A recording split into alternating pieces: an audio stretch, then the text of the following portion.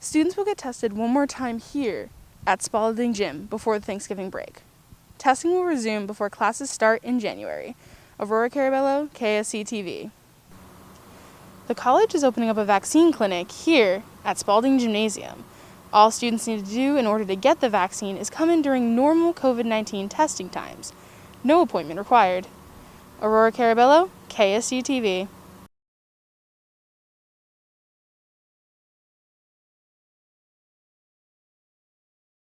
Students here at Keene State College are now eligible to get the vaccine. Many have. Once they're fully vaccinated, the CDC says they should not have to mask most of the time. And that's good news to many. I feel like it's a good thing because it means that we're starting to get back to that normalcy that everyone has been talking about recently. I think it's a very good next step and logical step considering so many people are getting vaccinated. Senior Mikhail Burgess says he thinks this is the next step to get the world back to normal. Burgess, however, has some doubts that the rules will actually be followed by those who are not vaccinated. Well, I think it get abused, yes. But I also think if a business requires it, you should still wear a mask. Lauren Leclerc, a sophomore at Keene State, says she's ready to be done with masks too. But there might be cases where using one is the responsible thing to do. I mean, if there's a bunch of people around, you should probably still wear a mask just to make sure everyone else stays safe. But if it's the kind of thing where there's social distancing and not a lot of people, I think that having fully vaccinated people relax with wearing a mask might be a good idea. The college is opening up a vaccine clinic here at Spalding Gymnasium. All students need to do in order to get the vaccine is come in during normal COVID-19 testing times. No appointment required. Aurora Caraballo, KSC-TV. Masks are a requirement for students when they are anywhere on campus outside of their own dorm rooms. Class sizes have been reduced and all students and staff are tested weekly. There have only been a total of 31 positive cases since testing started in September. The fall semester runs until Thanksgiving. Students will go home at that time to take their finals.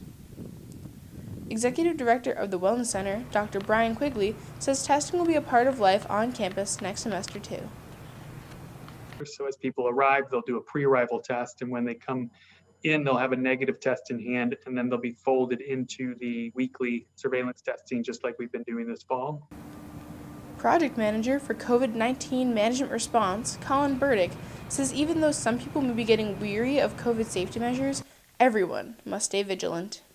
I get it. People are sick of testing. They're sick of wearing their mask all the time. They're sick of trying to stay distant. But it's not falling into complacency that'll help us. Students will get tested one more time here at Spalding Gym before the Thanksgiving break. Testing will resume before classes start in January. Aurora Caraballo, KSC-TV. Back in October, the NCAA offered a year of extra eligibility to fall athletes impacted by COVID-19. The sanctioning body now has extended that to Division III athletes for both fall 2020 and spring 2021. KSC Assistant Athletic Director Abe Oshiak says he's glad to see this extension. In spring of 2020, when the pandemic really kind of kicked off and a lot of athletic departments were scrambling, one of the first things they did was issue a blanket waiver to the students in the spring sports who had a lot of their seasons cut short, canceled the NCAA championships for those sports, etc. So far, 2 Keene State athletes are taking the COVID fifth-year eligibility option. All athletes have until the start of fall classes in August to make their decisions. Live in the studio, Aurora Caraballo, KSC-TV News. This is a KSC-TV News update. I'm Aurora Caraballo. New Hampshire's unemployment claims are on the rise once again almost 1 year after the pandemic began. Still, the numbers we're seeing now are not near what we saw 1 year ago. The most recent March numbers show about 2,500 new claims this month. This time last year, there were only 495 claims. That number was 56 times higher just 2 weeks later after the national shutdown began. The softball and baseball team seasons at Keene State are on pause after positive COVID-19 cases. The Equinox reports positive cases have put portions of both teams into quarantine. Athletic Director Phil Rassicott says the teams are on pause until they are able to go through another week of testing. Rassicott says the athletes who are not currently in quarantine will be able to continue to work out on their own.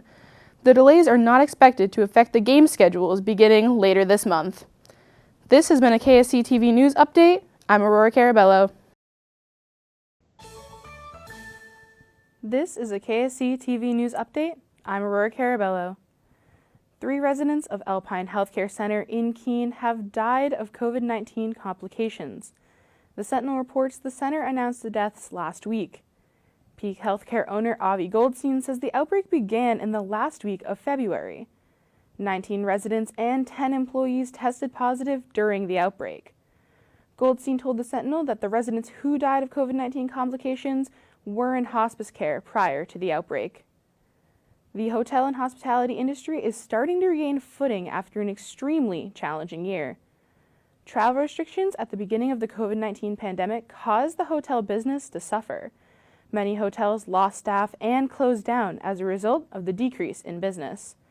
The Keene Best Western Hotel closed for a short time at the beginning of the pandemic and reopened in June 2020. Best Western's business has just started to pick up after having their first sold-out weekend this month since reopening. People in the hotel industry are cautiously optimistic about improving signs. U.S. News reports the hotel and hospitality industry is not expected to make a full recovery until 2024. This has been a KSC TV News Update. I'm Aurora Caraballo.